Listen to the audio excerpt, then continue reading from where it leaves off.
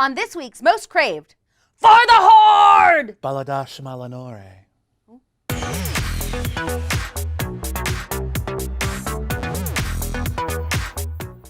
Hey guys, welcome to Most Craved. I'm Jenna Busch with Legion of Leia. And I'm William Bibbiani with CraveOnline, and we are going to be talking about some video game stuff today. We're going to be talking about Warcraft and also some of the highlights that we've seen coming out of E3. But let's start with Warcraft. Warcraft, one of the more ambitious video game movies ever. Very expensive. Obviously trying to lay down groundwork for a franchise. Came out to, at best, mixed reviews, some real hard slams. Didn't do great in America, doing amazing in China. Amazing. And I actually loved it. I had a blast. And I can recognize what the problems are. Yeah. But it's one of those movies where, and this is coming from a player, so I think that's a big part of it. Like I all the stuff that I saw was so amazing because it was something that I played for years and years and years. So, but it did do really well in China. It did so well in China that people are talking about a sequel, which I would actually love to see. Yeah, and that's something that we really haven't had much of. There have been a lot of movies that didn't do great in theaters, then did great on home video and ended up getting sequels, films like Terminator and Austin Powers. And there have been films that have done okay in America, but then done great overseas, like Pacific Rim, which has a sequel on the horizon. But this would be, assuming it goes that far, we still need to see if it has legs. Right. This would be the first movie to flop domestically. And then become a huge franchise overseas. Well, China's a huge market now, and that's, the game is really popular over there as well. Don't they have an unofficial theme park in China? I think so. I think is that hearsay? I don't know. Maybe it's all vicious. If there is, I'd like to go. That'd be awesome. But no, I saw it too. I've only played the game a little bit, but I liked it. It's trying to be Lord of the Rings. It's trying to be huge and epic, and it doesn't have it, and I think it's because it plays a little too much like stuff we've seen before. It's a lot of archetypes, and it's also plays kind of short. Like, they cut out a lot of the character development, and a lot of it's just plot. And I think they cut out 40 minutes, which I'd actually like to see, because something like, say, Watchmen, which I didn't love. Please don't hate me. I've already heard about it.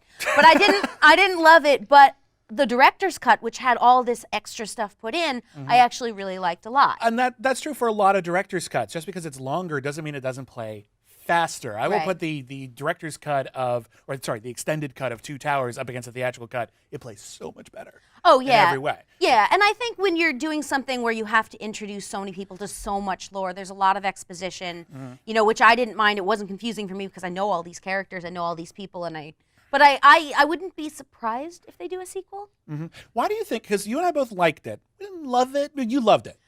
You said you loved it. I really enjoyed it. There's some stuff. I definitely know that there are problems, but I loved most of it. Yeah, I like it the way I like Willow, which is to say quite a lot, but I don't think it's an all-time classic. Right, exactly. Why do you think so many people didn't run out to see it, didn't think it was going to be a big deal, and why do you think so many of the critics weren't on the wavelength?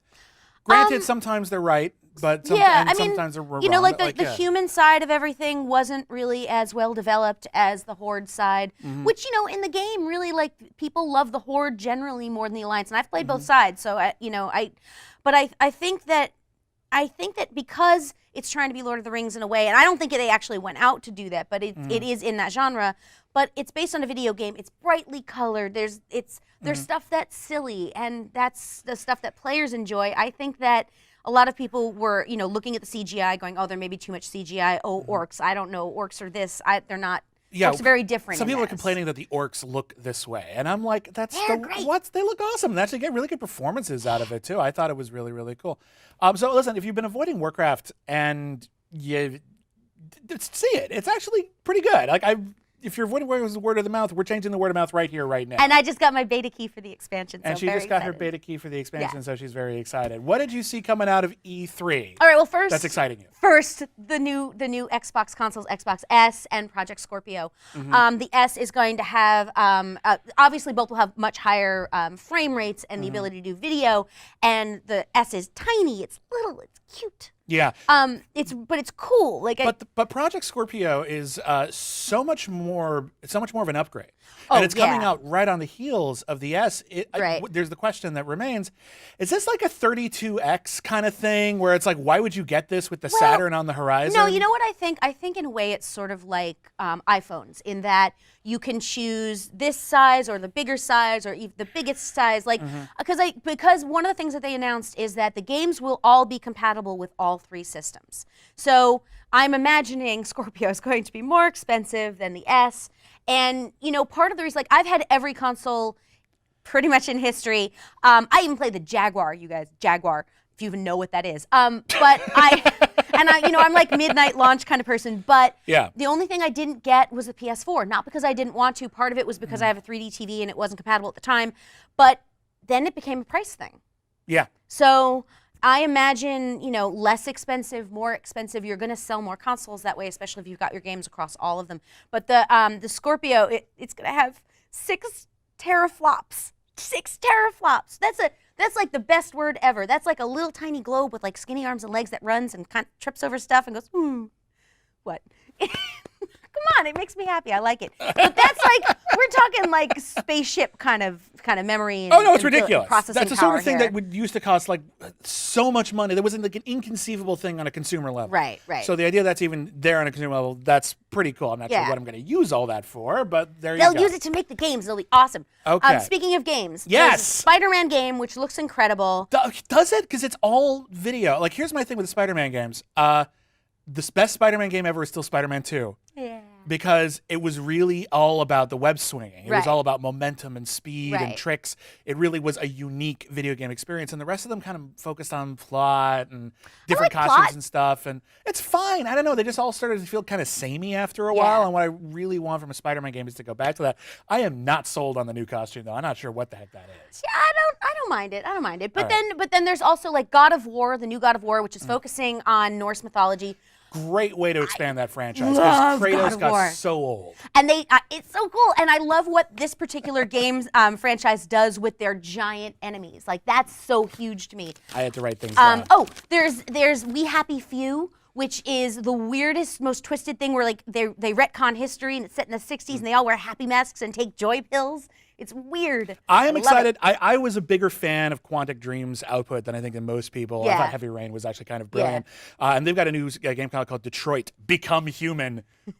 Weird title, but the Sure. trailer looks so interesting. Yeah, it and really does. It really does seem like that sort of branching narrative promise that they made in the first place Yeah. done writ large. So I'm really excited about Oh, that. and then there's For Honor, which is really cool. I'm not a big gun game person. Like, I can't play first-person shooters because they make me nauseous, but I love swords and that kind of thing. So the For Honor is a whole bunch of different groups. Like, there's like knights, like European knights. There's Japanese samurai. There's whole bunches. There's Vikings, I think, and they all sort of clash together. Yeah. And like, it makes no sense, and I don't care because it looks so freaking good. I'm very, very excited about the return of Prey. Yeah. Prey is one of the more underrated games of the last console generation. It was Yeah. really inventive, really unusual. There was nothing quite like it. And then they promised a sequel. It never happened. And now there's a trailer for a new one. It doesn't seem to have a hell of a lot to do with the original Prey. Right. I just hope they keep that same level of cleverness and unusual gameplay techniques. Yes, So, and then there's a Destiny expansion. I can't play Destiny because first-person shooter, but it's so cool. God damn it, I just want to play it. what are you looking forward to at E3? You let us know here on the internet. We have a Twitter. You could tweet us. You could also just talk to us in other modalities as well. We will be back next week with more Most Craved. For the Horde. For the Horde.